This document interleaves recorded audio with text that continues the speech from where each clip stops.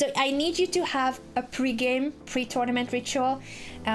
Anything that cheers you up, anything that can boost your confidence. Basically, I think a good pre-game or pre-tournament ritual is anything you would do for an important appointment, like an interview, an important shoot. So think of previous situations where you were nervous, you knew that it was going to be a high stakes appointment or a filming, something extreme you were going to shoot for the Challenge Accepted series. And what did you do to boost your confidence, to make sure that you are in your best? You're gonna need to do that too for chess. So I need you to have the confidence boosters. And for mid-game, for those stressful and upsetting moments, I need you to have a way to just Zen mode, go back to everything is fine and I'm gonna make the best out of the current situation. I need you to have a calm down, Michelle, things gonna be fine method. So that's the homework for the next lesson. Hello? Hello! Michelle, how are you doing? Oh my god, it is the Queen Anna. It is Queen Michelle. I've been looking at your games and you have some sick badass chess moves there on the board, lady. Wait, I gotta go live real quick. I just Sure. realized I'm not even live yet. Take your time. Take your time. We are live on my channel, but we are... Anna! We are very happy to see you, and I'm gonna adjust the volume because that's always the challenge. Oh, am I too loud? I'm screaming too much. No, I think you were too low on my end, so please keep screaming. Please do. Please do. Okay, I believe I'm live. Amazing. Okay, great. OBS can be such a pain. I fully understand you. I have had so many technical issues during all these years of streaming. Oh my goodness. Well, thank you for your patience. Sorry, I'm a few minutes late. Oh, that's not even late for me. I lived in Spain for 10 years, so this is not late. By Spanish standards, this is you're early, Michelle.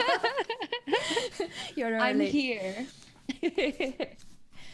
How are you? I love the color matching with your headphones, your top. Everything is so in harmony. I was going for very Xenon today, like the Disney Channel original movie. Oh. You definitely could be a Disney hero, if not Wonder Woman, or both. How have you been? I've been watching your lesson with Danny. You did a really good job, and there was so much information to digest. Danny's an amazing coach. He's an amazing coach, and I saw you there like, okay, so the swimming with the river, and then like, okay, so that what does it mean for the pawn structure? Yeah, exactly. Oh my God, it was so crazy. It was a really, really great lesson. I really enjoyed it. Yeah, it was a lot of information. Honestly, it made me think a lot about why I'm doing this challenge. And I realized I didn't actually tell you about one of the reasons why I wanted to do this challenge, which is I feel like, so actually people have requested for a long time for me to try to do chess on my YouTube channel. Mm-hmm. And I feel like I've just kind of avoided it because I had this insecurity about doing something that I felt like would be a reflection on my intelligence. Oh. And so I felt like, I don't know if I'm smart enough to do chess. I don't know. I've just been thinking a lot about that this week because it's so hard. And I'm watching everybody else have their chess lessons. Some people are like really prepared and I've been doing this for a long time.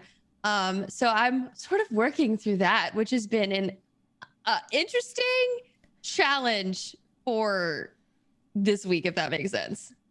You certainly are smarter, more skillful, more hardworking than many of the people in our chess community, including myself. I'm gonna put myself in that group before people are telling me that, Anna, you're talking us down. No, including myself, guys. Including myself. I don't consider myself particularly intelligent. I don't think chess and intelligence are that much connected as people believe. I think... Really? Because Danny said that too, and I was like, well, girl, tell me what's my problem.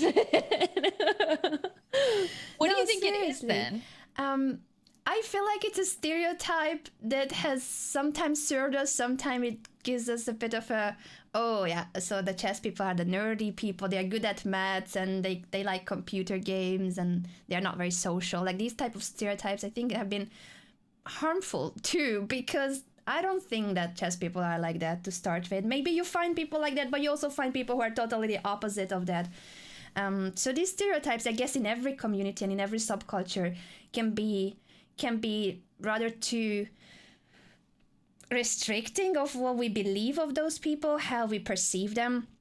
In terms of intelligence, yeah, it feels cool when people think that I'm smart because I have played chess my whole life, but at the same time, I don't consider myself smarter than an average person. I think it's just that I have been working so much on my chess that in this one field, my brain became more developed because I have put so much time into it.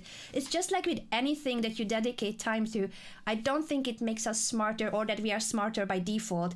It's just that we have spent so much time and so many studies on chess that it makes us more skilled because of the work we put in. But I don't think it has anything to do with intelligence, to be honest. So, Michelle, I must tell you, I'm dumb. I don't even believe that. I refuse to believe that. But that's great to know. Like, there's a correlation between hours spent working on it. Yeah, absolutely. I think that would be the biggest correlation. I still think, of course, that there's something that we try to describe as natural talent or how gifted one is. But that's more about how quickly you pick things up, how easily you learn, how quickly you will understand the patterns, the strategies. So that's more about how good you are as a learner. For instance, how good you did at school. That I think if someone is a good learner at school, that would be, for instance, one of the aspects that can make you be better at chess too, because you will learn faster at chess. Got it. Okay, well, I'm ready to put some time in. You'll do well, and do not worry, this is not some kind of an intelligence test, and if it was, you would still do very well. So lady, I believe in you, I have full faith in you, and today I have 3 challenges for you. I know you like challenges, so we're gonna combine our challenges. Amazing. Sound accepted. So you're gonna accept the time management challenge. That's our biggest one for now, because that's gonna be crucial for the tournament. Time management, thought process during the game, that is a move by move, how you think. You're gonna be thinking out loud during time pressure, that is, we're gonna have time training games where you're thinking out loud to practice the right thought process. And the third one we are adding to it are the critical moments. Those will be the moments that as you have experience in chess, you will start feeling when there's more time to spend on a position because there's something going on. So those are the type of positions that you learn from puzzles.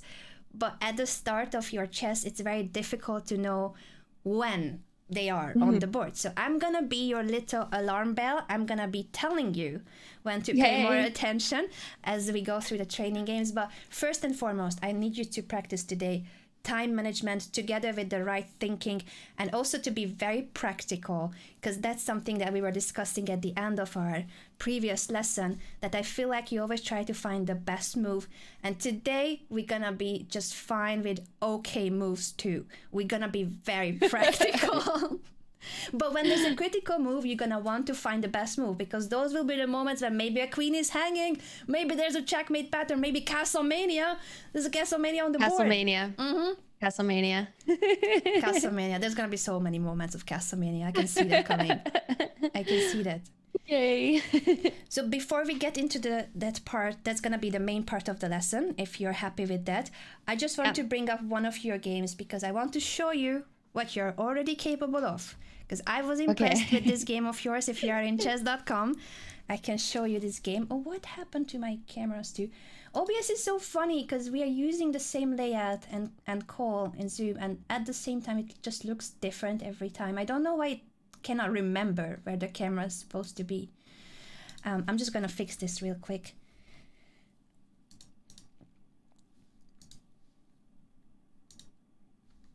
Also, by the way, I was going to ask you how you're doing with the other challenge that Danny has given you about the custom puzzles. The puzzles? Yes. How are we doing? I did a bunch after our lesson.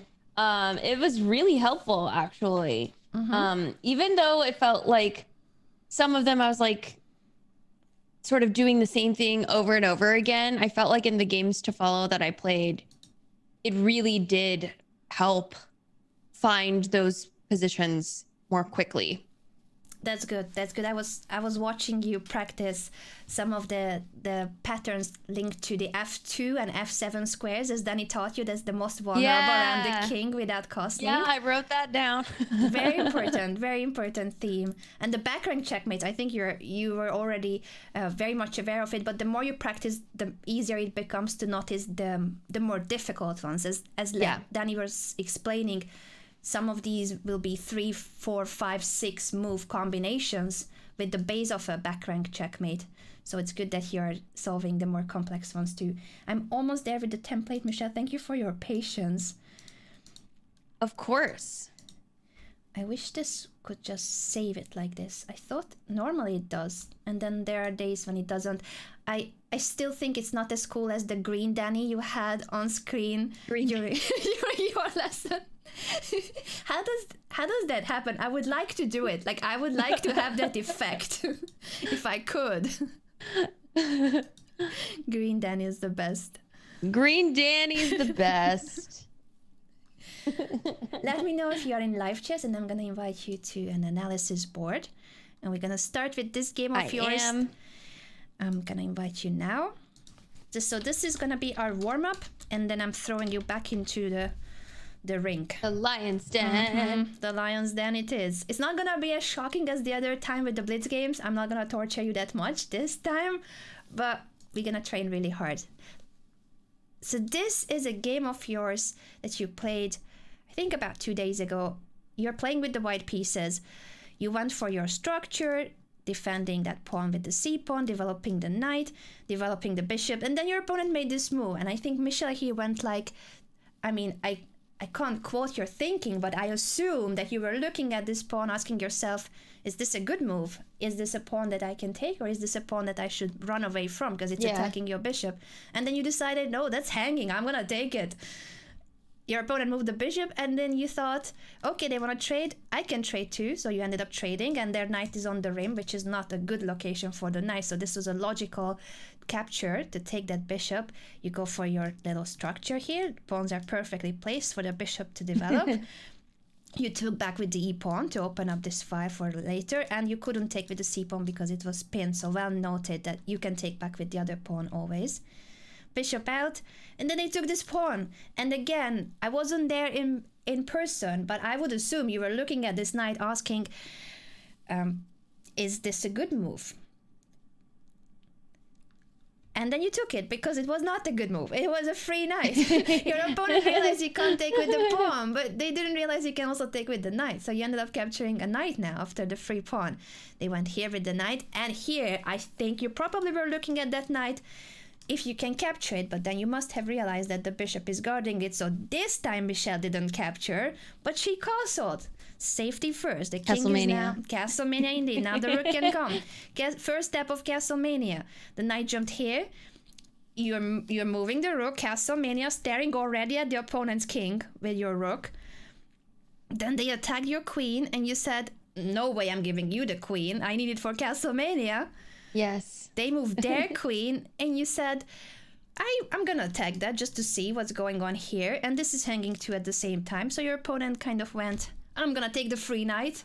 And again, I think Michelle went like, wait a second, isn't that just the free queen? And so you captured it. You kept taking all of your opponent's pieces until you reach this position where you chase your opponent's bishop back. That's a very good idea too, just to see where will it go. It didn't have many squares. It couldn't come here because you're guarding it with the queen. It dropped back to e6, and then you develop your knight, connecting your rooks. Castlemania incoming. Castlemania it is. And here, you went for a plan that I don't know if you have learned it outside the streams, because I'm trying to watch as much of the VOD content, the lessons you have when you stream on your own. Like, I'm trying to be up to date, but I have not seen you learning this pattern. So you'll need to tell me that, first of all, you're amazingly smart and genius and intelligent, because that I already know. And second, how did you come up with this move, Michelle? And do you remember what did you do in your game? What is it that you're trying to achieve with this rook move? Well,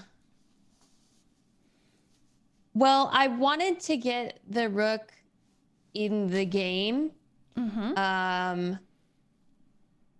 Yeah, because I wanted to set it up to Castlemania with the queen eventually. So on which square you were gonna Castlemania? So I thought that I think I don't remember what happened in this game, but eventually get the rook to h5 and then have the queen take the pawn and the king can't take back. And that's a master class on how to Castlemania. Yes! But I haven't taught you to do this. We have talked about Castlemania on the 7th rank and on the back rank. We have not seen rook flying over to the h5. This is called a rook swing because it's literally just swings over. It dances Rook over. swing? Yeah, it dances over to another flank. And you found this plan all by yourself to place the rook here and queen then gives checkmate on h7. Well, I thought it could be kind of like the like Scholars Mate, where the same thing happens in Scholars Mate but with a bishop. So you picked up the pattern from Scholar's Mate, which would be normally on the f7 square, but you have applied that pattern to a different square. Yeah. That's good thinking. That's good I thinking. guess the concept being you can shove the queen in a dangerous spot, attacking the king as long as it's protected. Well, you've done your first rook lift or rook swing. Rook lift is perhaps the more common term, but the idea is that you are lifting the rook up to swing it over to another flank. So basically it describes a not very common rook move because rooks usually go up and down and left to right, but in this way you go up to then go right to then go up again. So you're going in a bit of a zigzag. Okay. Oh, I think... Oh, sorry, I messed up the audio. Guys, let me know if you can hear Michelle or did I now decrease my volume? I was just trying to fix it, but I may have done the opposite. That's what I normally do. Can you hear me? Testing. I can hear you so well, but sometimes I don't realize. Oh, sound is fine now? Okay. Oh, sorry. Yay! I was panicking. I'm like, people should hear you. When you make a move like this, the rook swing... This is beautiful. When I saw this in your game, I was honestly wondering how did you come up with this? I think in this game, let me see how much time did you have even, because this was a timed game. You had less than 6 minutes here and you spent, okay, you were thinking, so this is good time management. You thought for about a minute on this decision and then you came up with this plan. So this is really good time management, that you realize that here, if you invest a bit more time and you find the right plan, you could give checkmate in a few moves. So this is good thinking. Okay. Michelle, I'm really proud of you. Yeah. This is Castlemania. Castlemania on the highest level. Rook lift or rook swing over to h5 to then give checkmate. And that's how the game ended. Even though your opponent realized the idea, it's too late. He's creating some space for the king, but after the check, king there, queen down, it's checkmate. You did it. This Yay. game was an 81% accuracy. And I would have given even more accuracy to it. I honestly don't know why they did that. I honestly don't know why it's 91. But a very good game. And this is just after you spending about 2 weeks on learning chess. And you can play this well. Thank you. So now we get to see you in action. We're gonna get into the ring and start with the training games if you are ready. I'm ready. Amazing. So you have come up with a pattern that you haven't even learned of. Now you know that it has a name. It's part of Castlemania, but I have not taught you this and I haven't seen it in any of the coaching sessions. Brilliant. I love learning things about the rooks because then I can just say, yeah, I was part of Castlemania the whole time. It is. I also like how you described on your stream that Castlemania is a lifestyle. So it's more than just a chess move and a strategy. Mm-hmm. I honestly think Once you're in, you're in for life. Yes, that's Castlemania. So let's see some Castlemania in action. I'm gonna ask you to challenge anyone on chess.com but unrated, because I'm gonna be helping you and that wouldn't be fair with the opponents. if it's a rated game. So you're gonna go to live chess. I'm gonna follow you. It's gonna be 10+5 because that's the time control of PogChamps. And I'll need you to be thinking out loud. I'll need you to be. Can I do a custom 10-5 game on here? Because I think I've only seen 10-minute or 15-10 as one of the options. Yeah, I think it should let you do it as custom challenge. Yes, I would think you can. 10-5. Is that how you normally challenge people? Because you have been playing 10-5, right? Is that where you normally set up the time control for 10+5? So do I go to the little like custom area and put 10 minutes, 0 seconds, 5 increment? Is that how it works? I think so. I would assume it's the custom challenge, and then you change the time to, yes. Wait, when it says more, so there's a button that says more and custom within the time control, 10 and 5 as increment. Do you see that? Custom. Or how do you challenge normally for the incremented more game? I think it's in more. 10, 0, 5. Yeah. Yes. And there's a tab that says rated. Change that to unrated. Yeah. Play as random, rating from -150 to +200. So what you're going to be practicing are the 3 things. Time management first and foremost. So always pay attention to your time. Don't use too much time. We are okay with okay moves. Today, okay moves are cool. They are classy. But we're going to try to make the best moves when there's something at stake, when it's a critical moment. Okay. All the best. I'm going play. Yes. And I'm going to be here to help you from time to time. But I want you to first and foremost take over and you think out loud. Tell us about your thought process when the game starts. Okay. Amazing. I'm going. Sure. Pawn e4 because London. Yes. Bishop f4, London. Yes. Good.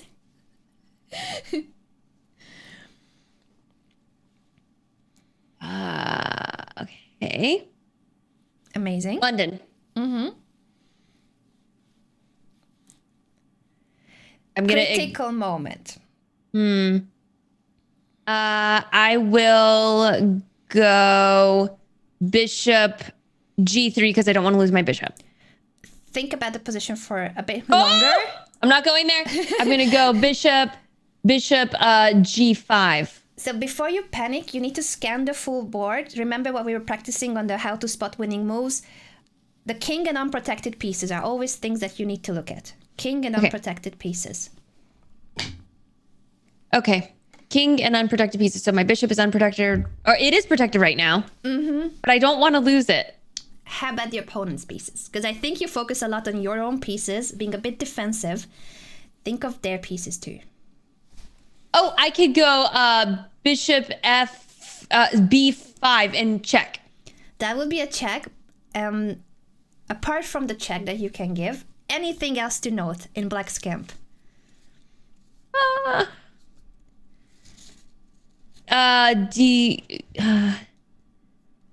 my god.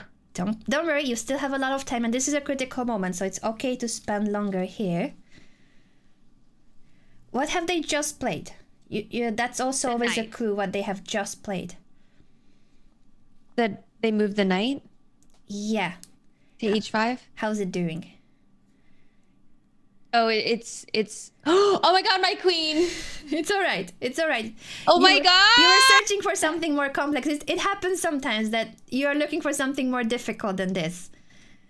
Good. So it was worth spending time on this because now you're a piece up. Yes. Okay. Keep going with the thinking process. And what is it that they are threatening? Always ask.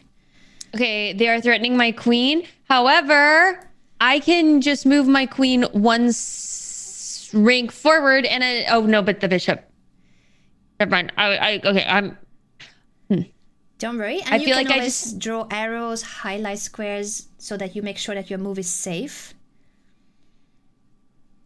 What if I just go queen b5 and check? You could if you want to. if it's a safe square for queen, if you don't get captured. Because the only way they can protect it is moving. Oh yeah, that one is protected. Okay.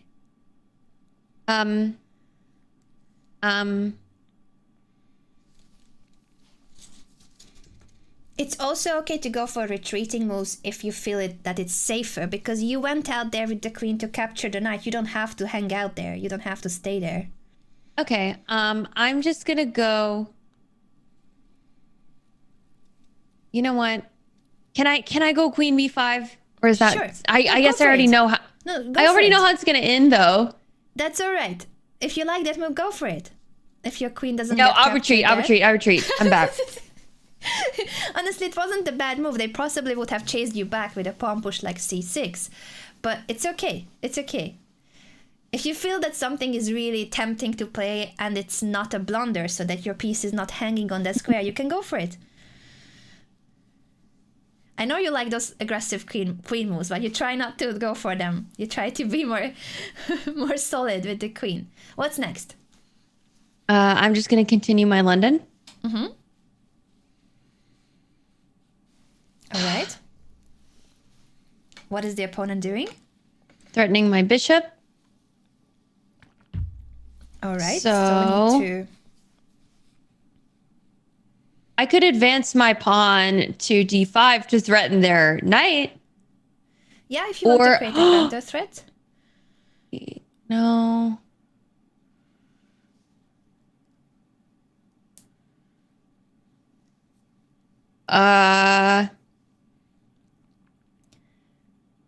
Or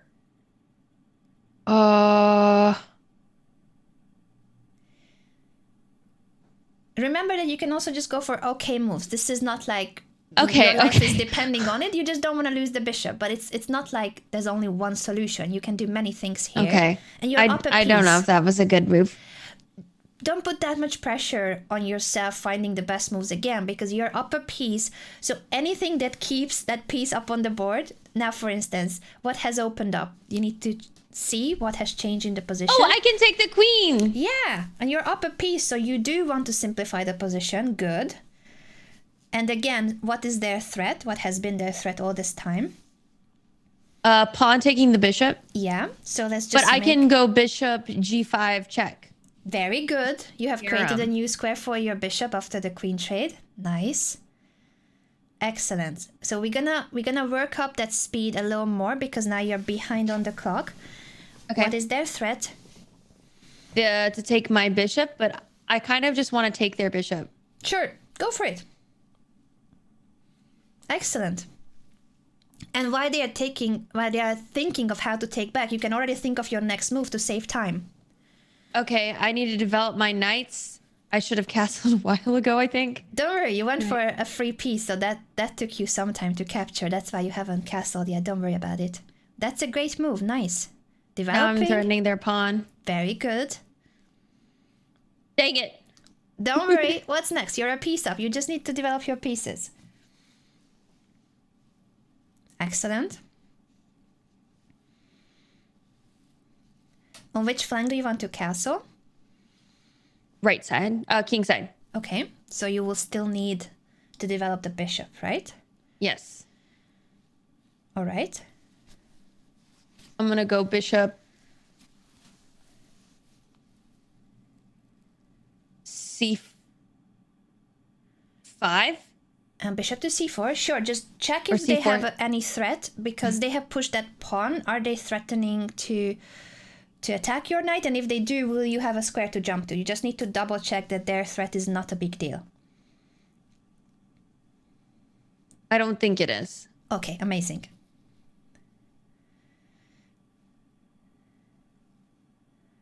Wait, can I go c5?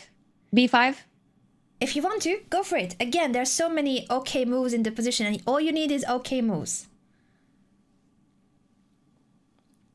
Just a fast one. Pick one. Okay. Good. 4. Good. c4. You're doing great. Okay, their threat and how to respond.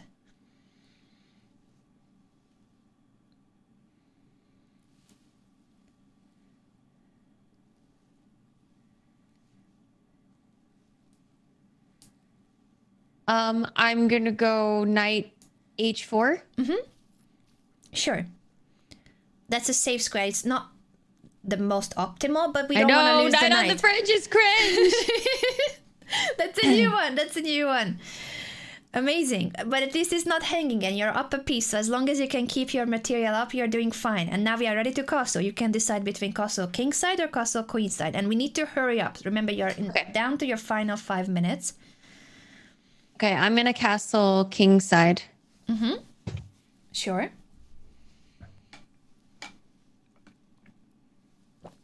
Good, that was quick. Good that you had it in mind already. Do you have your next move in mind?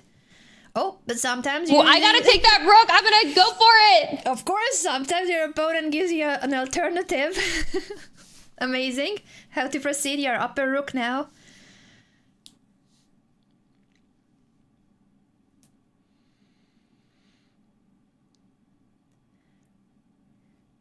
Any okay move, real quick. You need to hurry up here. Okay, move incoming.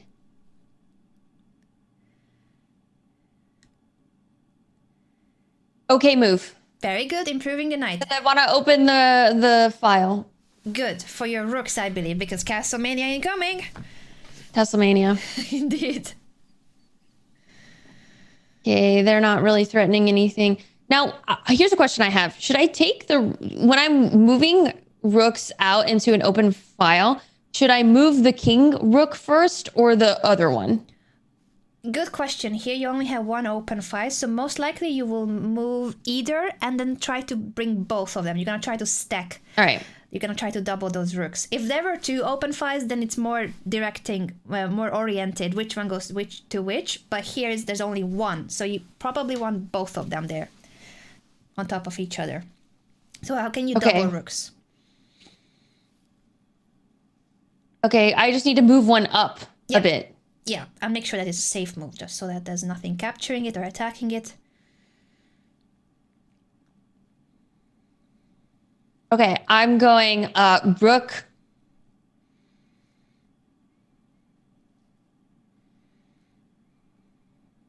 A quick one. D3! D3! Sure, let's do it.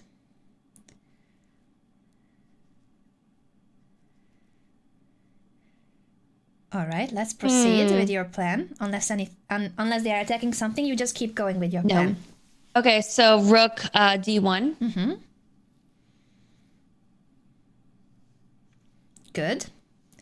And you can start thinking of what could be a follow-up from here on. Unless they hang something, you could already plan how to keep making progress. Well, unless they are attacking something and that directs you that you need to respond to this threat. What's a safe square for the knight? And if it's going forward, even better.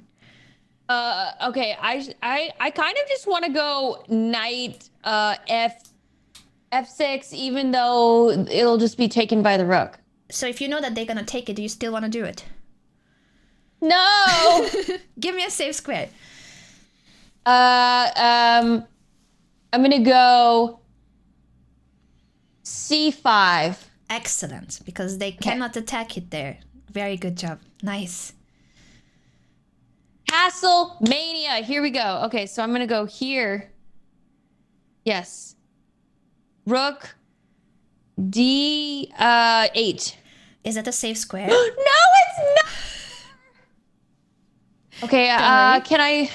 Oh no, they are messing with my plan. Don't worry, there's still safe squares, and going forward too, going upwards, you can still find some safe spots. How about Rook D5? That's a safe square.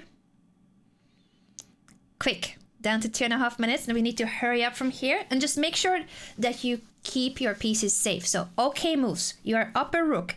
You don't have to find the best moves. You just need to make all right moves that don't hang your pieces.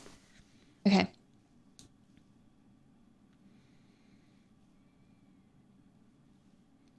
You're doing very well. You're doing very well. Thank you. All right. How about I go knight F5? Is that a safe square for your piece? No. Yeah, it's protected by the rook. And how many No, pieces it's not. are guarding it? No, damn it. But you've got the right idea that you want to improve the knight. So is there any other square for that knight? Because you want to improve it. You are right. G6. Good. Let's go for it. And now think that they probably will attack it. Where will you jump from that square with the knight? Have that already planned.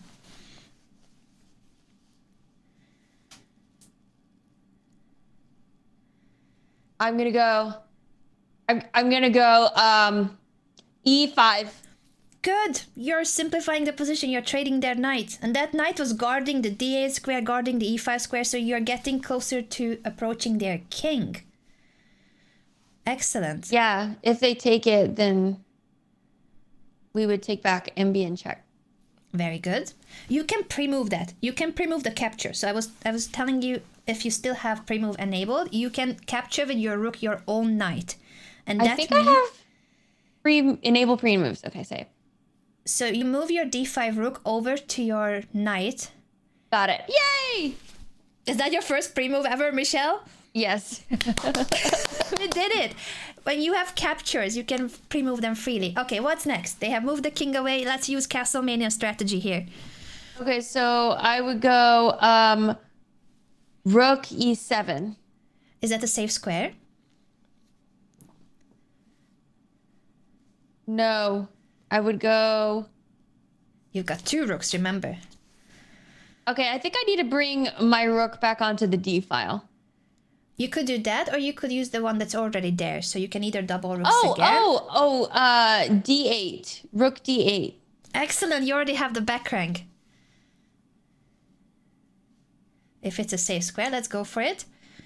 And that's a check, which attacks the bishop too. You're gaining even more material. Very good job.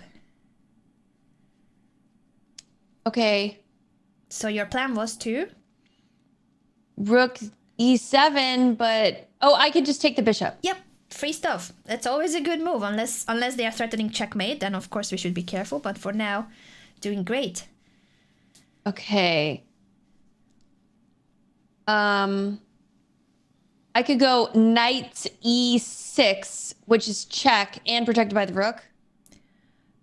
You can go for it. It may be a bit tricky, but go for any move because you're down to a minute and a half and you're up a rook and the knight. So we're going to have to go for quick moves. We're going to see an alternative. But here, think of what happens if the king approaches your knight and rook. So that's going to be a bit tricky. But you're going to have to try to escape with either the knight or the rook in a way that it attacks their rook. Because if their king moves close to your king and... so the king moves close to your knight and rook, that means that they will want to capture one of your pieces.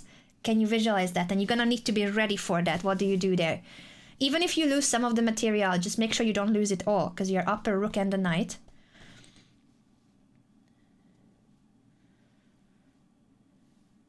Okay, so I could go... Attack their rook with the knight. Attack their rook. D8. Or a more active square. D4. Yes. Yeah. Let's make sure that your pieces are well centered and that Oh is... no, I lost my rook. No, it's okay because their rook is hanging too, Michelle. You've got it under control. Okay. You've got it. You've got this. Don't worry. They will likely attack your knight. Have it in mind. Where do you go with the knight? They're gonna attack your knight most likely. Oh, they did not. Well, I didn't protect it well.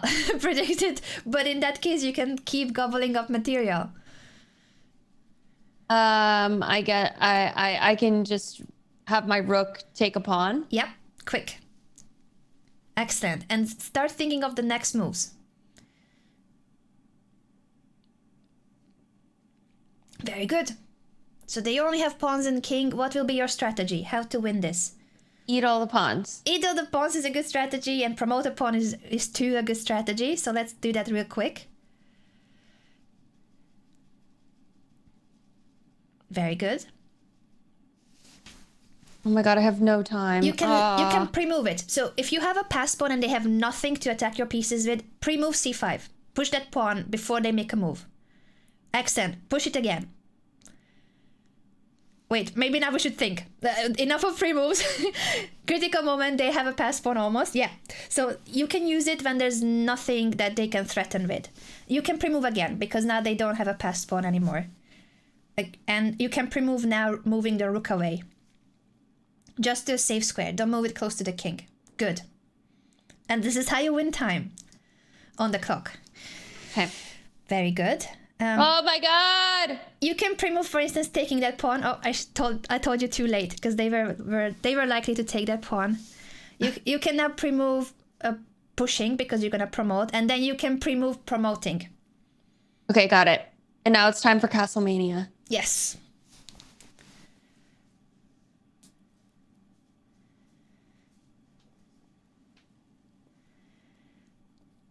This is exciting. Queen and rook checkmate. Incoming, and that was a pre-move too. Brilliant. Now you have over a minute, so you can take a deep breath and make sure that you don't stalemate. That's the only thing we need to avoid from here on. So Okay, so I'm gonna go Queen C4. You can if you want to. Sure.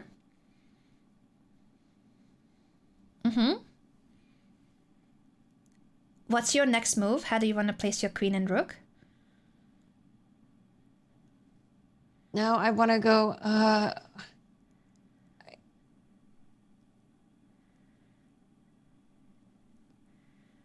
Excellent. Oh You're going for the ladder checkmate. It's okay. You're constructing it from the side. That's all right. You've got this. Next up, how do we proceed?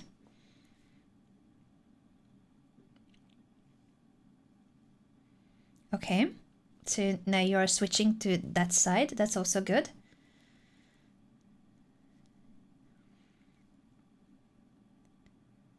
Good, because they still have the king to move to one square or the pawn. So that means there's no stalemate. Can I go Rook E6? Very Is this good. protected? Yep, it's protected. They only have one square to go to. So now you have a follow-up check if you want Queen C6. Very good. And then when the king goes to the back rank, can you see how to finish the game? Rook E8. Excellent! And you have just won your first under time pressure training game. Well done! Good job, They lady! had 7 minutes on the clock. But no pieces. What is better? To have 7 minutes but no pieces, or to have 43 seconds but checkmate on the board? Yeah. Nicely done. You have made your first pre-moves. You have gained time because that increment does add time to your clock. So that's why it's important to sometimes pre-move, because you're gonna get more time, and you ended up having more than a minute. You were down on time and then you went back over a minute. It was really good. We're gonna take a look at the game before we have you back in the ring for the next one. Tell me about how you felt, because you seemed quite nervous. Yeah. Yeah, I don't know. I just feel like I don't really know what to say. Sure. Do you think you understand what makes you nervous? Is it the time control mainly, that you see that time is running out? Is that nerve-wracking? And the pressure of like, I have to find the best move now, you know? But you don't have to. That's the thing. So I think that's an additional pressure you put on yourself. We're gonna focus on okay moves.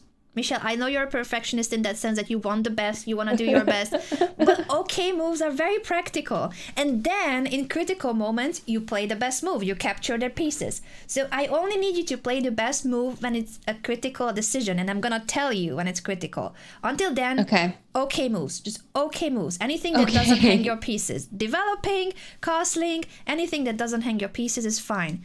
Let me know if I sent you the invite correctly, or I'm gonna do it again. I'm trying to, if you are in live chess, we're gonna just take a look at the game before we move on to the next one. Can you see the invite? I think I'm... can you send it again? Sure, don't worry. I don't... no, I didn't get it. Can you see it now? The bottom right corner? Yes, got it. Amazing. Take us through the game, because you've just played it. This is a fresh memory. Tell me about some of the moments that were freaking you out, some of the decisions you weren't sure of. Okay. Well, the first one was I like missing the queen sees the knight here. So I feel like think of this again, as Danny said, it's not about this specific game. It's not about this specific game, but it's about the pattern that we should learn. Why do you think you didn't see initially that the knight is hanging, and what can you learn from this so that you will recognize it next time? okay. I think what I was thinking was, I feel like in the opening part of the game, I'm only truly thinking about the pieces that are involved in the opening or are already in ranks, 2 through 5 on the board. Yeah, so you're focusing on your opening setup and on your own development, and normally you don't expect that the opponent would have a hanging piece at such an early stage. Is that what you were describing? That's correct. And that also often, like I feel like I've had it in my head to like not bring the queen out early. So I feel like which is a good learning, because I feel like originally I was thinking of like, I have to bring the queen out and whip it out all the time. Yeah. But rather than thinking more critically about when to bring it out. So this moment taught me to think about every single piece on the board at all times. That makes sense. And there will be games where it's true that you just need to focus on your setup because your opponent too will be making normal developing moves, but you should also be ready that your opponents at the level where you are competing, these things happen. So you should be ready for this from almost move 1 on, because there can be very random moves played by your opponents. Maybe not that much in PogChamps, and yet even in PogChamps there will be many blunders. Perhaps not on move 2 or 3, because they will also learn the opening, but maybe on move 5 or 6, because we had very short games too in PogChamps. It can happen, and as the game proceeds, more and more likely. So once your opponents will be out of opening theory, even more likely. But in your practice games, you need to be ready for this from literally move 1 or 2 on. They could make something very random happen. And then you just use what we have learned about how to spot winning moves. You always look at the king and you scan the board for unprotected pieces, because they give you major clues. If something is unprotected and you have access to it, most likely you can take it. So just scan the board more regularly for how their king is doing and unprotected pieces. You did say you could give this check, but is this check that important? Do you think this is a check that's a big deal for us, or it's not that important to give this check? No, because they'll just move a pawn forward. Yeah, they could. And then I have to retreat, so it's a wasted move. Yeah, excellent. So it's good that you're looking at the king. That's something we always need to take into account, because they could go for something crazy. Imagine if they don't do this, but this wouldn't be that likely, but I'm just gonna show you a position that even when it feels safer, even when it feels that their pieces are protected, but as we discovered, the king is always important. And our third category, if you remember from the how to spot winning moves, the third category was the unfortunately placed pieces. And in this case, for instance, the king and queen on the same diagonal is a major clue. Can you see what's wrong with, for instance, this setup? I know this is not your opening. I know normally your knight is not here. This is just for the sake of an example that it feels safe. Everything in Black's camp, most of them are protected, but it's still not good. Because if we could get something in front of the queen, it will pin it to the king. Yeah, what piece could do that?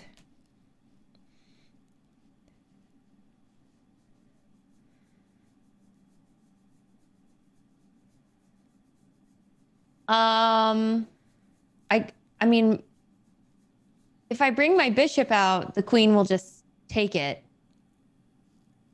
Because your bishop is unprotected, you mean? Or yes. Is it? Oh, it is! Yeah, I know it's not your normal structure, so you may not have this in your games, or you could have something similar. In this case, it is the knight that's guarding your bishop, so it's possible to make a move like this. Your structure is with the pawn on c3, so normally you would have this knight out, and normally you would put this pawn here. So you may not have that exact setup, but it's just so that you are always aware of constantly scanning the position for the king and anything that can give you clues At the start, it's difficult. That's why I'm here to be your alarm bell, and I'm going to be telling Yay. you if it's critical. But as you go, the more puzzles you solve, again, as Danny said, pattern recognition. So every game is new, but the patterns you will start seeing how they repeat themselves. The back rank checkmate, the F7 square or F2 square around the king, those keep repeating themselves just like pins and skewers. So you will see many of these things happening in your games. The more you practice, the more you will see it happening. Anything else later? I like that. Yeah. That's how it works. So every single game is new, but at the same time, they are based on the same principles, the opening principles, the same principles of then how to develop all of your pieces, how to make the most of your pieces, how to keep your pieces safe and capture the opponent's hanging pieces. That's always the same. It's just with a different setup. So it makes it interesting that it's always a new position, but you're applying the same rules, the same principles. Here you were thinking about this queen check. How do you see that queen check? Yeah, I was thinking about it, but then again, pawn. Yeah. Again, it's not that big of a deal because then you could still retreat if you want to. So Sure. It wasn't. That's why I was like, if you want to go for it, do it, because you still have room. It would only be bad if your queen was gonna get trapped. If there was something in the way and you couldn't retreat. So be careful about that in case, but usually I know it feels like you're not making progress when you go back to the square you're coming from, but you have captured a free piece. So Yeah. It is worth it. You would normally not go out there to then come back, but you have taken a piece on the way, so then it's cool. Okay. Here you were panicking a little bit because your bishop was hanging, but again, as long as you make a move that's safe. So this would be the only bad move because that hangs the bishop, and I guess the second worst move would be to give up the bishop for a pawn. But other than hanging your piece, so other than blundering the bishop away, you can move the bishop here or you can take the pawn, and both of them are okay. You don't need to worry too much about which one you go for because both of them will keep the bishop on the board. You ended up trading, which was probably the best move, but again, if you had moved the bishop, I would have still been very happy because anything that keeps your pieces on the board, I'm happy. As long as you keep them safe and you make quick moves because we need to speed up. But this was great. You traded more. You're up a piece, you're simplifying, developing the knights, developing the bishop, and here you just double check that you have where to go with the knight, because if you had to come back to g1 after g4, then it's a bit unpleasant. Then this would be a situation. If this square is not available, then I would have told you to consider this a critical moment because your opponent wants to push your knight away, and if you have to come back here, that will be in the way of your castling. So it's gonna be too much time wasted, and that's time chess-wise. So this is what I was telling you about the time units in the chess position, that if you are undeveloped and then you go back or you make pawn pushes instead of moving your pieces, that's something that can happen. So this was great, and as you said, it's a bit cringy to have the knight here, but at least it's not hanging and it's not on the back rank here in front of the rest of the pieces, in the way of the pieces. So this was better than having it back on g1. You took the free rooks immediately. You spotted this instantly. So now you're up a rook, and then you started bringing your pieces. Here the only issue, it was a good question, but you said which rook to bring. So if you have more open files, imagine you don't have this c-pawn on the board.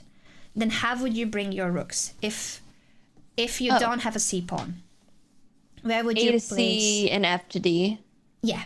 So if you have two open files, that guides you more about where to place each rook. It could also be the case, as in this game, that you only have one open file. That usually is a clue to double down on Castlemania on the open file. So you can bring either rook, because then next up you will prepare that square for the second rook. So in that sense, it doesn't matter too much which one you bring first, as long as these are safe moves and you don't give the rook up. You double down. They attack your knight. Here you were a bit tempted to come here, and then you notice they will take you. So you no longer want to play that, right? If they take you. And another important thing is that you went in this direction, because if you come here, that could That could still be tempting, but sometimes things get very messy if you let your opponent constantly attack your pieces. Like, possibly there's still... well, I don't know if there's actually a way to wiggle your way out of this. It just gets very messy if you let your opponent take the initiative and constantly attack your pieces. So it's better to find a spot like as you did in the game. This square is beautiful. This is an outpost. I think we have been briefly talking about outpost. What is that? Then I just wanted to talk about Outposts. See, this is the difference of like which ones are the concepts I'm planning to teach and which ones are the ones I actually manage, because there's so many things that that one can learn. That knight outposts are cool places for the knights. It usually means it's a square that's weak. So if you look at the c5 square, that square is weak in black's position because there's no pawn that can guard it. So it is a square that has no protection by pawns. It means that the structure is either that those pawns are gone from the board. In this case, there's no B or D pawn at all, but it could also be that black has advanced those pawns. So c5 would still be weak if they had a pawn on b5 and a pawn on d5. It would still be a hole in their position. It's kind of like a cheese, and that's one of the holes on the cheese, because it becomes a spot in their camp that you can access to. Because pawns are the best defenders, because they are the least valuable piece. So anything that's guarded by a pawn is a no to your pieces. You don't move your pieces to squares that are guarded by a pawn. If you look at the king side, and please stop me so that you can take notes, because I know it's a lot of information. So this is called an outpost or knight outpost. Usually when we say outpost, it's a weak square that's gonna be used by a knight. The knight is the best piece to place on that weak square because no pawn can chase it away. There's no pawn that's guarding the square. It means that your knight can be sitting on a throne and it's gonna be the king of the position because there's no one chasing them away. The only way they can be challenged is if the opponent finds a way to maneuver their knight to attack it, or use their rook, or they have to use a piece to try to attack it, but there's no pawn that could challenge your piece. And for that reason, it's one of the best locations for the knights, because as you saw it here, if your knight can always be attacked by pawns, it constantly has to jump and run away, and that's not cool. We want the knight to be just chilling, and it's chilling on c5, and at the same time, if you look at what it's doing, it's guarding and attacking a lot of squares in the opponent's camp.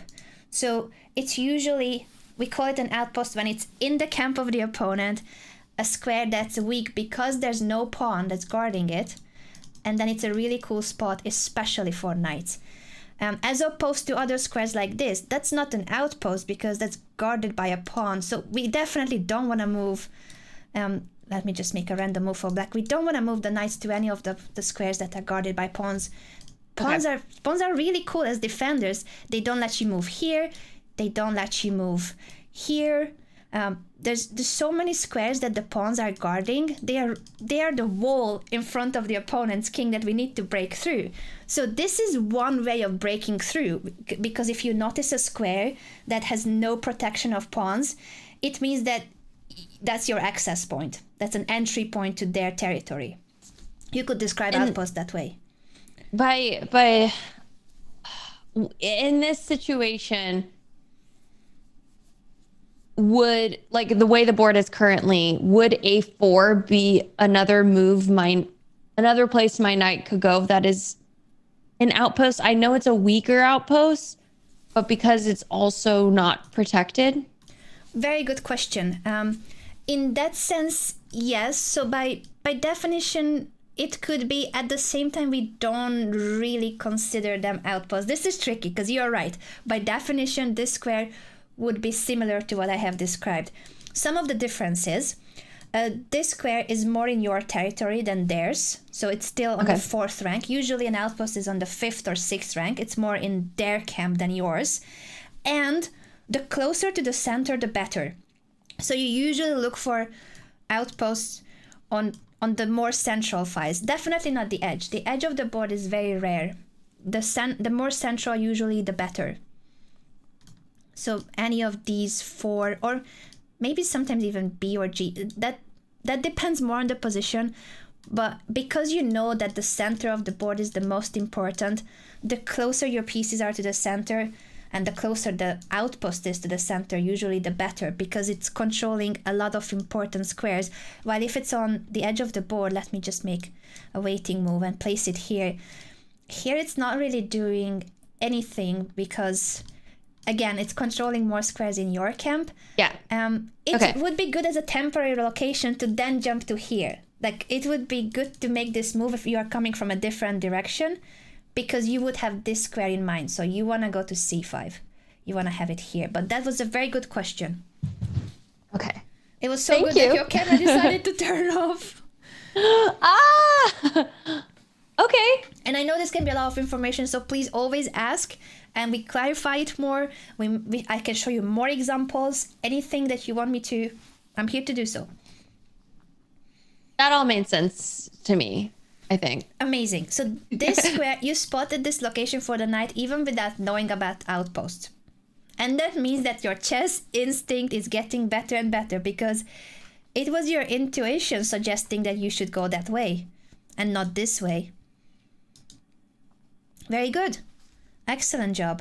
They pushed the pawn. Here I think you were looking at this check. So be very careful about just double checking if your move is safe. Knight jumps are still tricky to see. Yeah. So make sure that you look at the squares that, for instance, this knight is guarding. And you can store that in the back of your mind until they move the piece. So, for instance, here, especially if you're low on time, something that can save you time is that you say, okay, this knight is guarding this square and it's guarding this square. So I cannot go to those squares unless the knight moves away or unless I can trade the knight. Until then, you kind of know that, as tempting as it is to give a check, this knight will be there. You need to chase it away or trade it. And that was something that you figured out afterwards. Jumping with the knight here. First you were looking at this capture, but then you noticed that there's 2 pieces of your opponent guarding it, only one helping the knight, so not a good trade, right? Yeah. Knight g6, and then you jumped here. Perfect move to trade the defender. You're eliminating the defender. Oftentimes it's the defender that's defending another piece or defending a checkmate, but here too it's important to eliminate the defender because that knight was restricting what you wanted to do. It was not helping you. So once you trade it, your rook is freer. Castlemania relaunched. Now your rooks are at full power, and you took a bishop. You did so well. The only difficult moment came that after this check, it's getting again so messy that both your rook and knight are hanging. I mean, so this is something that will happen in your games, and that's why I didn't want you to not play it, because even if you make a mistake, you will still need to find a way to calm yourself down real quick, because again, I should have moved the rook out. Oh, you played the best move. You played the best move, but I just want to make sure that even if this happens to you in games where I'm not on a call with you to tell you everything's gonna be fine, I want you to tell yourself everything's gonna be fine, and just think of the new situation, because we all make mistakes, and it's so important in competitive chess that you're able to just let it go. Because there's no turning back. You cannot take your move back, so you just need to take a deep breath. Anything that can help you. For me, taking a deep breath was one of my techniques to calm myself down, because you need to calm yourself down within seconds in order to clear your mind and make the next right move. You have to keep making good moves, even if you are affected psychologically, even if it upsets you, even if you're nervous, even if you're stressed. You need to, I don't know if you've done yoga, meditation, mindfulness, anything that can help. You're gonna need to think of something that will help you, or if you have a charm, something that brings you luck, and think of. I want you as a homework to think of something that will be your Michelle, everything's gonna be fine. Whether it's an object, whether it's a breathing technique, it has to be something that can be at access at any point of the game. So it has to be around you or something that you do with your body, or if you close your eyes for a few seconds. Think of anything that will be your technique for the game, for difficult moments, for when you're nervous, for when you made a mistake and you need to say, okay, this is a new chapter. This is now the game. What do I do? Okay. I love that. It's important. Psychology is so important at chess too, and it's not being discussed that much. And I think psychology is huge, especially when you play against, for instance, you're gonna play against experienced opponents, and then you're gonna have it in the back of your mind that they've been playing chess for years. I only started now, and all those things do not help you during the game. So we're gonna work on that too, to how to deal with situations when you think you are the underdog. We're gonna use that in your favor, by the way. You're gonna love being the underdog, because it's great. Okay. it's gonna take all the pressure off of you if we use it the right way. But just until then, I really think that you get very nervous, and I need you to have a way of just cooling yourself down. The next activity, I will be calm. Yes, amazing. I'm being recommended a big jar of green pills. No, we don't go Beth Harmon style on how to calm ourselves down, but we're gonna develop Michelle's own way of doing it.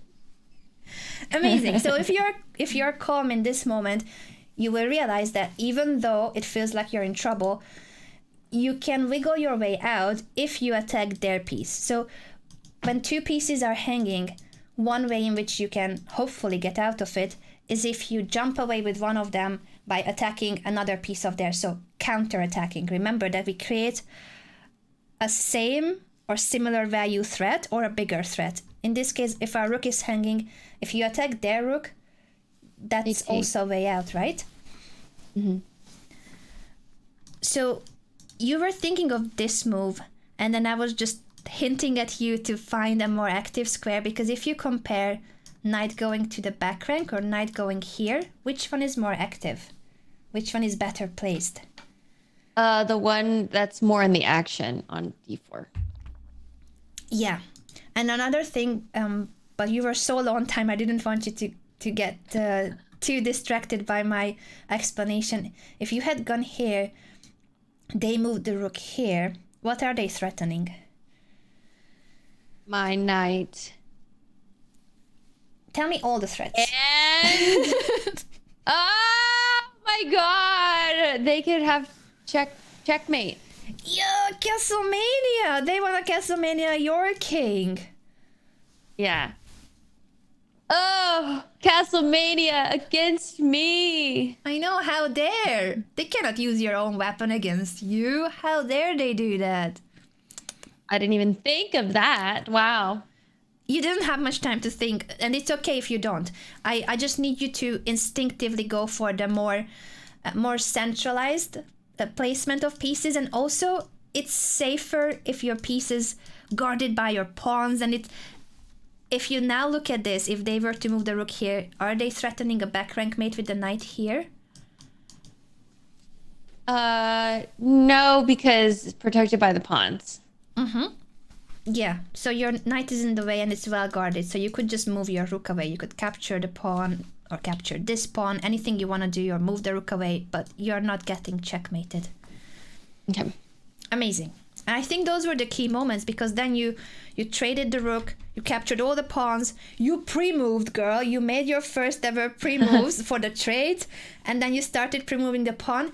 You can pre-move all the pawn pushes unless you spot that your opponent will go for something like this, and now you need to not pre-move for this moment, because imagine if you had pre-moved this move, what could they do? What could white do? Not white, but what could black do here? Take mine and then put me in check. Do you think they would take, or would they play something else? Oh, they would go forward. They would go forward. And that's scary. And maybe you still have a way out, because you could give a check and try to come here, but if you have 10-15 seconds on the clock, you may not find it. This is scary. This is very scary. So you need to make sure you don't give any counter chances to your opponent. We pre-move everything that's sure, and when there's something, any minor threat they are creating, you need to react to their threat and then keep going. Don't give them a free passed pawn, because they have 4 pawns facing your 4 pawns. That means that they should not be able to create a passed pawn, because it's 4 versus 4. There's no way in which they can, because every time they trade, you take back. So there's always a pawn in front of their pawn. Even if they start moving these and try trading, there's always your pawn in front of their pawn. They cannot make a passed pawn. And passed pawn is their only chance. That would be their only chance. Okay. And you pre-move these, and just about the mate. So you went for queen c4 because you wanted to construct the mate from that side. I think sometimes it's confusing, but the ladder checkmate, you can also do it from any other angle. So that means which way would be the fastest? Show me what would be perhaps this way, going down. Okay, so how do we start? Okay, so the first move would have been queen c5. You can start with that, but you mean that now where do you want to chase the king? Do you want me to go to the back rank? So the ladder checkmate that the queen rook can be done from any perspective. This way. Yeah, you cannot. Which one is the closest edge of the board? You need me to be on the edge of the board. You need me to. Okay, so it would be oh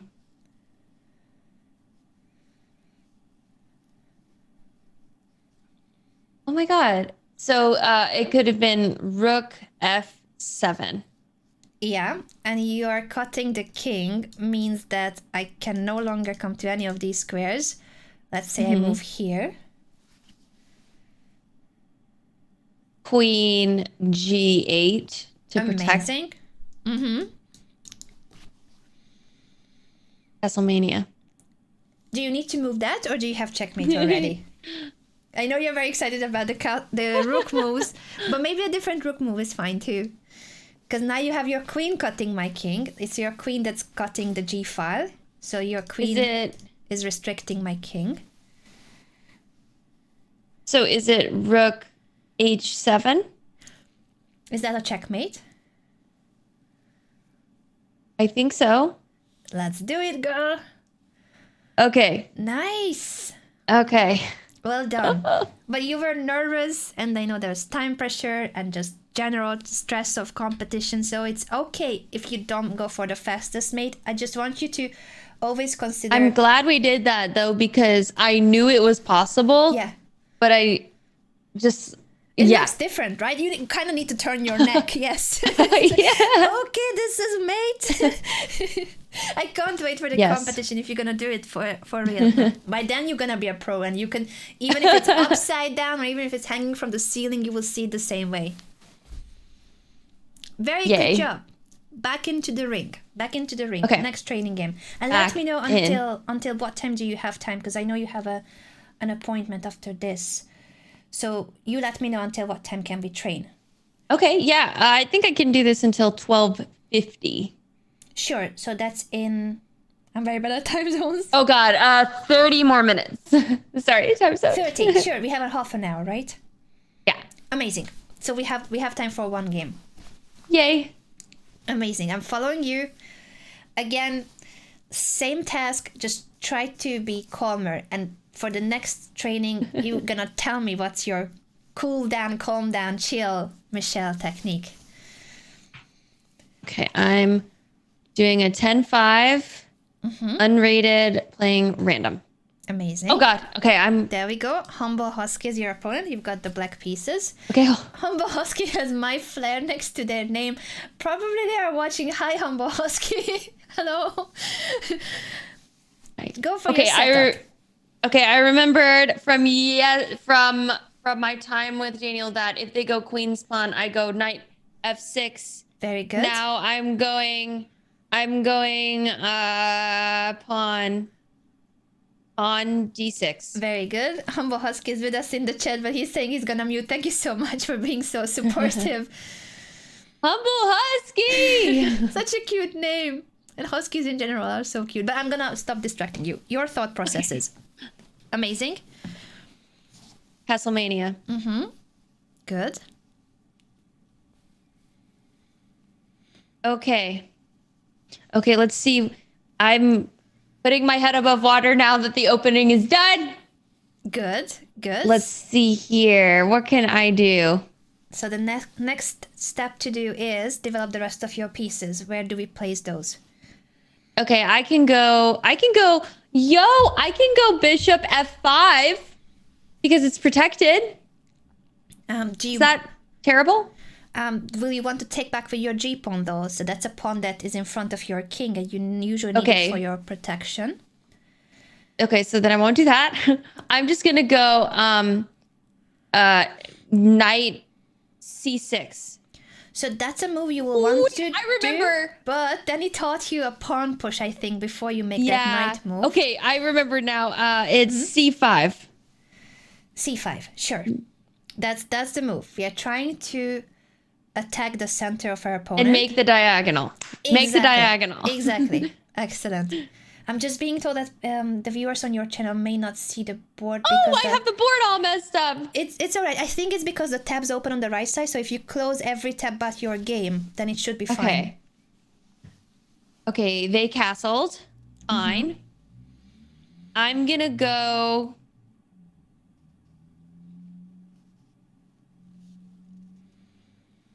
So your plan was to develop your pieces, right? Yeah. You just push the pawn first to then... Right. I can go pawn a6 to prepare my b pawn to go b5. Okay, let's do that. If that's the move you like here, let's do it. Again, okay moves are fine too. You don't have to aim for perfect moves. Okay. Because nothing is Because at least now it's protected. Yeah. Nothing is hanging here and nothing is being threatened by white at the moment. So you can just go for okay moves as long as we are developing. So of course we still have that in mind. You want to push the b pawn to get the bishop out, I see.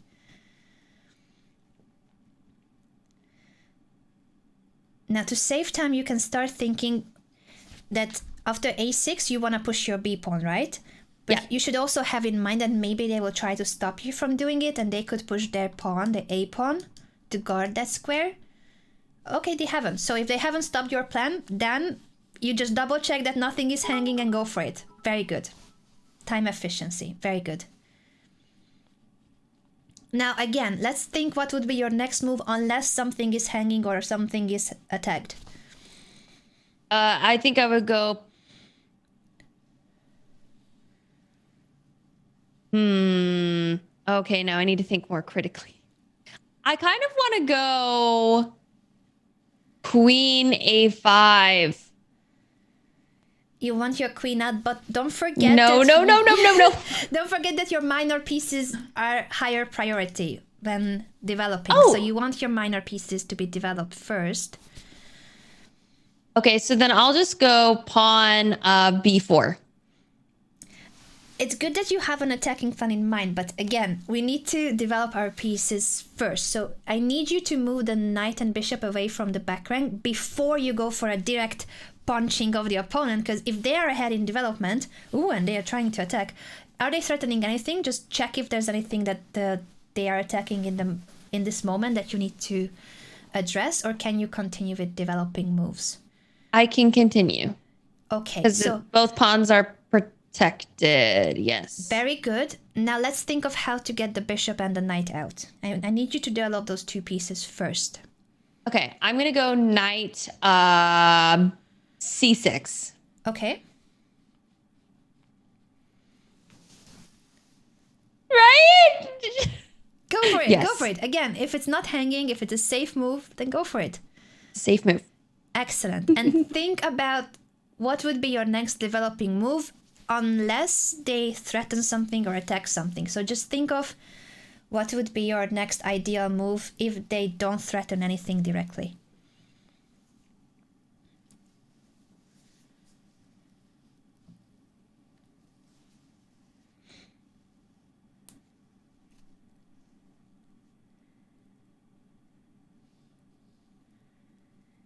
Okay. Critical moment.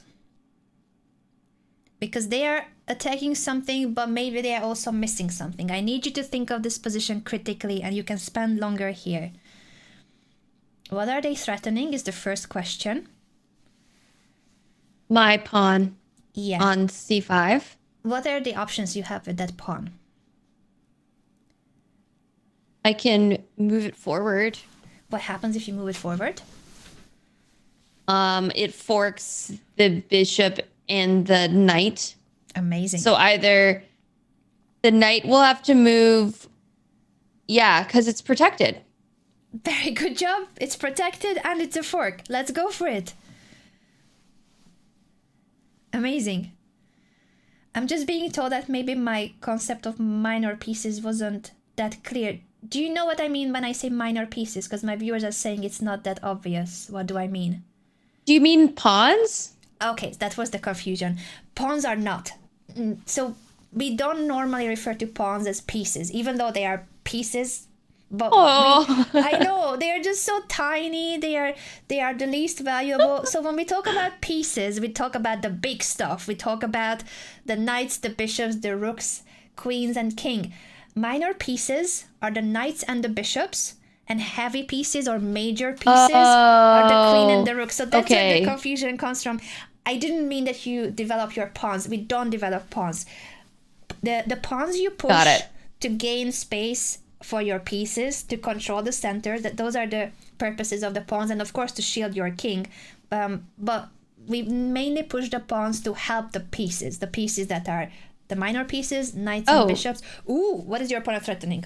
Why we are discussing terminology. Okay. They are threatening my knight. Excuse me. So how can you react to this? Because your pawn fork is still there, right? It doesn't impact your pawn fork. You just need to deal with your knight not being captured. I could go bishop d7. Yes, that would protect the knight. Any other bishop move that would guard the knight? Yeah. Which one?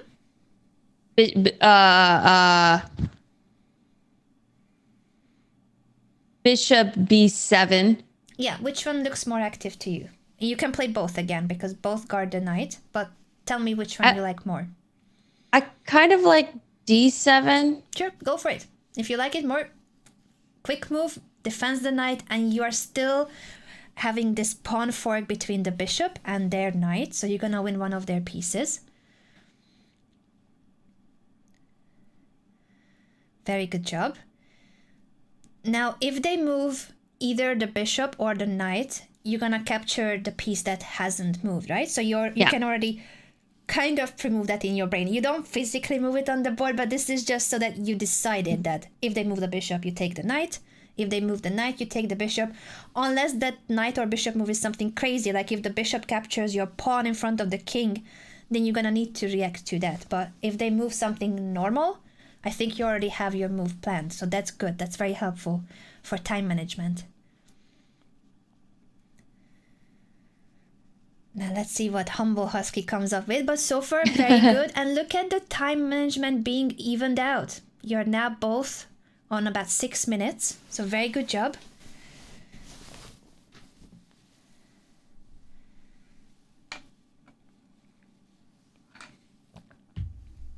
And you also seem a lot calmer. I like that. Important. I know it can be nerve-wracking and you just started playing chess. And even if I tell you that it shouldn't feel like a test of intelligence, I know that maybe you still think of it that way. We're gonna work on that. But now your opponent has made a bishop move, so your move is? So take the knight. Amazing.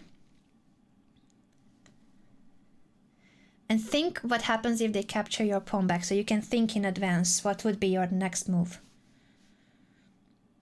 Okay, so here's what I was thinking. I was actually thinking bishop g4 because then we skewer the queen and the bishop and it's protected by the knight. Whoa. What is your bishop guarding right now? Because your thinking is really good. I just want you to... Oh, man, it's guarding the knight. But it's okay because you are also capturing their bishop, right? So you, in the end... Hopefully. Let's try it. Very good. Well spotted. The unfortunately placed pieces, category 3 on our list of how to spot themes and patterns. Very good job.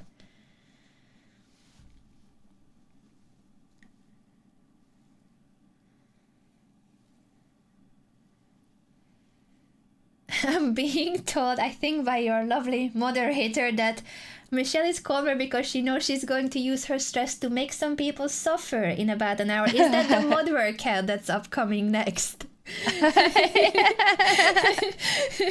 Hi to Ophaniel and the rest of the mod gang. Great job on Michelle's channel. And make sure to follow Michelle, by the way. We do have a Michelle comment on my channel. And everyone follow Anna. Thank you. Your opponent is thinking, oh, they made an unexpected move, but does that change our plan? No. Attack. Yes, go for it, girl. Nice. So now again, you can think in advance. What happens if that rook, which is hanging, attacks your bishop? Because that would step away from that hanging square. And if it attacks your bishop, okay, here we go. Yeah. We go. We go. D3. Yep, because that's a safe square. Nicely spotted. Good. And I also like that it's still looking at F1. Good thinking. It's guarding a lot of squares and also attacking or staring at a lot of squares in the opponent's camp. What do you do if they attack your bishop? Again, if they do it again? Yeah, imagine if the rook keeps insisting on attacking your bishop. Where do you go? Just so that then I just go back. I'll just Where is a safe square for the bishop? C2. Well, that's a very safe and attacking square. I thought you wanted to go backwards, but that's a great spot because it's safe. And what does it attack? The rook. The rook and? Because they will likely move the rook. Their pawn! Double attack. Nicely done. I planned that.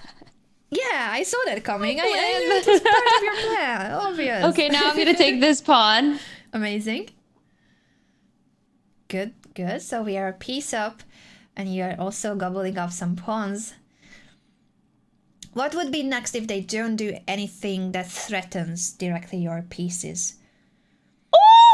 Oh my god, wait. Can we get the queen on A5 so we start lining things up for Castlemania? No. Oh, you want to open up the A5 for your rook. That makes sense. What is your opponent doing? What is this pawn push about? What could be their next move? On E5. Yeah. To make my knight move. Mm-hmm. So should I just take it and then I fork? Careful, fork though. the queen and the... No, because they have a knight. Safe. Yeah, it's good that you're thinking about the knight and that they want to push e5.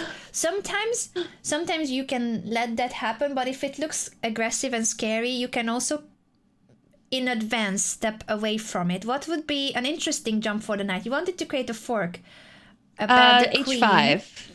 Because normally that's not a square we want to go to, but it attacks the queen and attacks also the bishop, right? Yeah. Good. Let's go for it.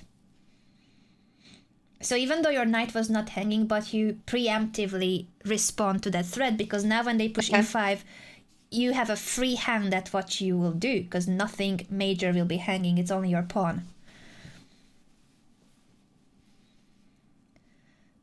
Now, I was almost suggesting so now I'm to gonna go, but no, it didn't make sense, because you still have a lot of time. Pre-moving is more a case of when it's a sure trade, or when you don't have time at the end of the game. Amazing, simplifying the position. What's next? I need to get my rooks, like, in the game. Okay, how do we get the rooks in? I need to create an open file. Let's do it. How do we create an open file? I think you already had your eyes on something. An idea. I can go B4. Mm-hmm. Sure. Let's do it. If you want to, let's do it. If nothing is that hanging, a bad idea? No. Anything that opens up the position will be favoring the rooks for sure. And you are opening up the queen side. That's good. Also, if you notice that the c3 pawn is guarding their d4 pawn, the center is important as you know it, and your bishop and knight are targeting that pawn, but as long as it's guarded by their pawn, you can never take the pawn. So you're trying to undermine that.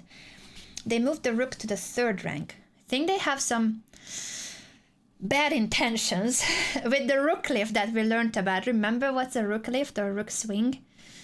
Over to... Yeah, they're trying to go over here to h3, probably. Yeah, and that would attack the now most vulnerable spot around your king. So again, if you notice what their idea is, you can respond to it in advance so that it will not be an issue. Which one is the piece that's already attacking around your king and you would like to chase it away? Which one is already attacking h7? Of mine? Yeah. So one of their pieces are already... The king. You are guarding it with the king, but they are attacking it with which piece of theirs that you could their chase? knight. Their knight, yeah. Yeah, how to chase that away? Move a pawn forward. Yeah, which pawn? F6.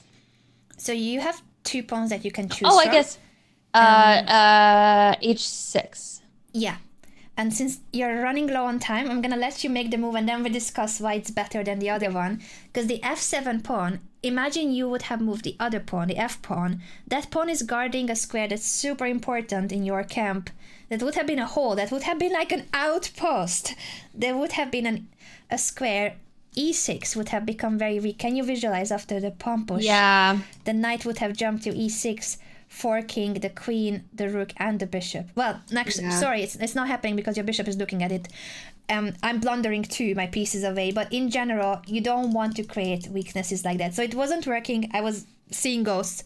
It happens. It happens sometimes that you have a blind spot. And in this case, to me, it happened that your bishop is so well placed that even F6 would have been all right. But in general, this is more harmonious because your structure is still very safe.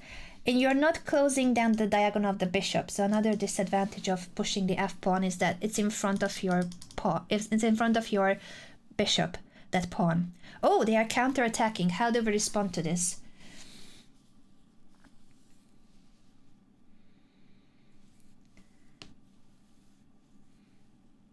So this is a critical decision, but you don't have much time. We need to be time efficient here. Okay.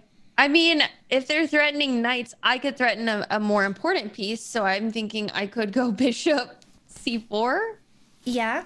Also, what happens with the knights now? Because they want you to take their knights so that they can take their knights. Is that variation working out for them or for you? If you take their knight, can they take your knight? Yeah. So it would be even.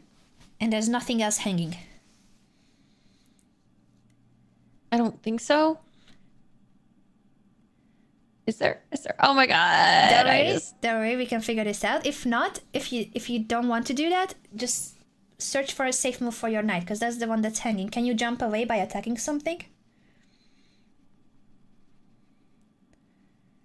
I don't think I can attack any. Well, yeah, I could go knight e5 safely because it's protected. Quick, let's do it. Very good. Very good. I would have never seen that. Oh my God. No worries, no worries. We are here to learn. So sometimes these are difficult. Now, again, you're getting low on time, so we need to think in advance. If they move the rook, what's your move?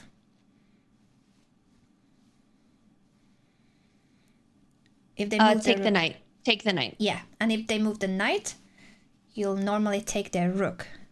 Mm-hmm. Unless there's something crazy that we need to respond to. I don't think they can come up with something crazy here, but just to be ready. So you will take... Now, which one you take? The one they haven't knight. Moved. Good. Excellent. And now they have to move their queen. Yes. What will you do after they move their queen? They're likely to take their pawn, to take your pawn on g5. Just think in advance, an okay move. Again, this is not critical any longer, so you can make any move, basically. I could go queen a5 to kind of get it around. Sure. Or you were opening. Or queen. Oh my God, queen B. What am I trying to say? Queen B6. Are they threatening something though on that file? Are they threatening anything? Any of your pieces? Right now? And you gotta be real quick. And sometimes they're threatening my pawn. Yeah, so you can just get rid of it, right? You keep trading so that it's not in the air. Go pawn F6. Oh, I meant on the queen side. Your pawn on the queen side. You can just trade the pawn so that it's not hanging. Because you pushed the pawn, the b4 pawn. You pushed it to open up the position, remember? And then go C3. Yeah. Because then your pawn is not in the air. So you are just trading it. And this is opening I forgot about it. Yeah, it happens because now we've made a couple of moves on the other flank. But now this is time to go back to your original idea of opening the position up for your rooks. Remember? That's why you push the pawns. So once they take back, it's likely they take back. What do you do? Then... Oh, they did not take back. So if the pawn is still alive, what do you do with the pawn? Take it. B2. Yep, keep going. Excellent. Very good job. What happens if they attack your passed pawn? Can you protect it? Because that's a precious pawn. You would like to keep it on the board. Can you guard it? Yes. Knight D3. Is that a safe square? No, it's not. But it's the right track. Keep going.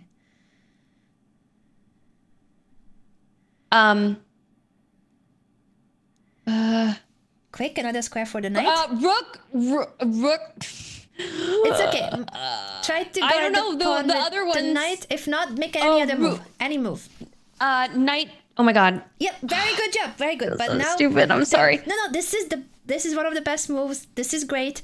Just don't be too nervous. You're gonna have to be now very quick. So we're gonna need to be ready. Think about what will be your next move if they don't threaten anything. You are threatening their rook. So your bishop from g7 is attacking their rook. That's a discovered attack you created. If they move that rook away... Oh, they are not. Okay. Your move is... Quick. Bishop A2. Yeah, that's good. That's good too. Now both of the rooks are hanging. Yeah, so you're going to take one or two of the rooks at this stage. Both of them are in the air. Just be ready to take whichever rook is free. How can I take the rook on d4? Did I miss that? It was hanging, but now you attack the other rook. So it's okay because they cannot save both rooks. And your pawn is about to be promoted too. Take the rook, very good. And they still have the other rook hanging. But how do I take that one? Maybe you will not be able to, but you're up lots of material. Just keep making okay moves. Anything, real quick. Good, anything. And then if I can just get this queen out here. Just careful about their threats. Oh. Oh my God.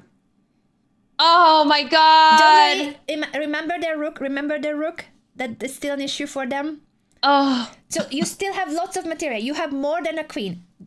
This is when you need to remember that we both will make mistakes. You and your opponent will both make mistakes. You need to just be calm. You have more than a queen. You have tons of material. Just make sure to take care of their pawns because they will have a passed pawn. You need to take care of that pawn.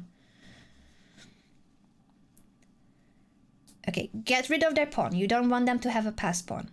And then try to take charge of the other one too. If they take your pawn on d6, think about the move that could attack the queen and attack their pawn too, if you can.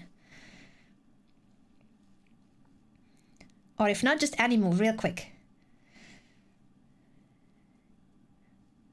Good, bringing the rooks in. Good job. They also are low on time, so this is time pressure for both. Remember to get rid of their passed pawn as soon as you can. It's good that you're attacking the king, but also get rid of their passed pawn so that they cannot push it. Good. Very good. And then get rid of their pawn. Remember to do that. This one? The D? Yeah, because that's the only dangerous pawn they have. Take it.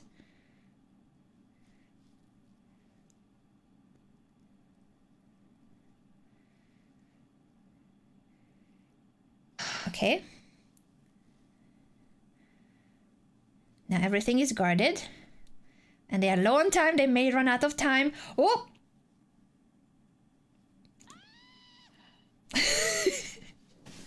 You did it, Michelle. You captured the queen. Now we just need to go for checkmate, but they ran out of time. What a game. What a game. You did it, Michelle. Oh God. Even though it was nerve-wracking, you did it. But see, it's okay to make mistakes because both you and your opponent will make mistakes. Oh my God. It's just how you handle the position after making a mistake, how you recover from it. You did your best, really. I know that under time pressure, it's still very difficult for you to keep making good moves. So it's okay to blunder in time pressure. We're going to work on this. You're getting better. I know. And you have a homework for next time, a stress relief. We're going to have something that will help you, whether it's, again, breathing technique, closing your eyes for a few seconds, an object, anything that you got from your fiancé, anything that can help. You tell me what it's going to be for the next lesson. I want you to bring it or show me what you're going to do to chill and calm yourself down. That's your homework. Thank you so much. You did very well. You did overall very well. You have spotted so many difficult moves in this game too. And it was only this queen move that you missed. That was basically your only big mistake in this game, that check.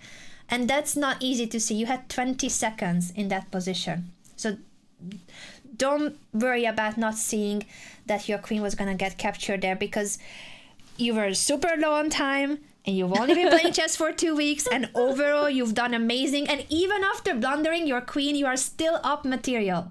See, your position was so good that you can give up the queen. So don't worry about making mistakes. We all do. Thank you. Oh my God, it's exhausting. It is. Is it time for the workout with the mods? I think I need to let you go. But remember the homework. No, I didn't know if, because I think you said 10 too. So it's like in 4 minutes. Well, we can sum up what we have learned. Because I'd like you to think about some of the takeaways, some of the conclusions from today's session. Let me know what we have learned today. Knight Outpost. Good. Rook Swing. Mm-hmm. You did that in your game without even putting the name to it. And about the training games, what is it that you have learned from these 2 games and this experience? Just that I need to keep going even if I make a bad move.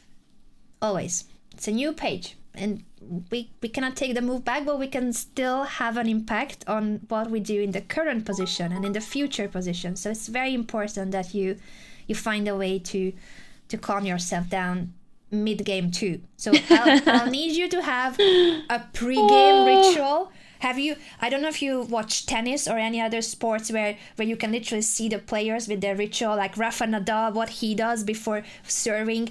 So I need you to have a pre-tournament ritual.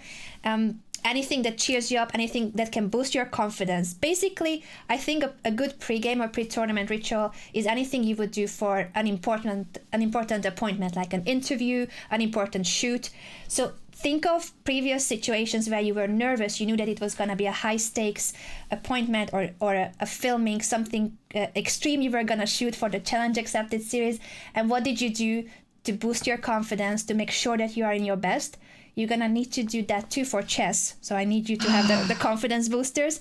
And for mid-game, for those stressful and upsetting moments, I need you to have a way to just Zen mode, go back to everything is fine and I'm going to make the best out of the current situation. I need you to have a calm down, Michelle, things going to be fine method. So that's the homework for the next lesson. Thank you so much, Anna. I really appreciate it. I'm going to keep playing games and puzzles. Very good. And work up my confidence. Yes. Thank you so much. You're very welcome. We're gonna keep practicing in the next sessions too. You just let me know how is the schedule for the next days, and we'll come up very with soon. a plan. Good, Very soon. Good. Have a lovely day, Michelle and Michelle community. Thank and shout out to you. the mods over at your channel for doing their best at the workouts too. I'll need a workout too. I'm trying my best. I still need to do my leg workout today because Kevin is telling me, okay, today is core, then the next day is leg day, and he's planning it for me. Well, are you going to stay streaming for a bit today? I think I'm gonna hang out with my community a little bit. Maybe we're gonna solve some puzzles too, because it's always good. At any level, puzzles are really helpful. Awesome. All right. Well, we'll probably give you guys a raid in a bit. Thank you. Thank you, Anna. I'll Discord message you about when we can meet next. Absolutely. Have an amazing day, lady. You've done a really good job. I know this is stressful, but the more we practice, the easier it becomes, and the more you will be super chill by the start of the tournament. I promise this will be a lot less nerve-wracking. Okay. Hopefully that changes in 2 weeks. Yes, it will. It will. You will see. You'll see. Okay. Thank you so much. See you soon. Bye, everyone over at Michelle's channel. Use the command Michelle on my channel and follow Michelle. Yes. Okay. Talk to you in a bit. lady. Bye, Anna. Bye. Thank you so much for watching. This was streamed live on my Twitch channel where I stream full time, 5 days a week. Do catch us live next time or follow the highlights and the VODs here on my YouTube channel. In either case, I really appreciate your support. Thank you so much again, and bye for now. Until the next time.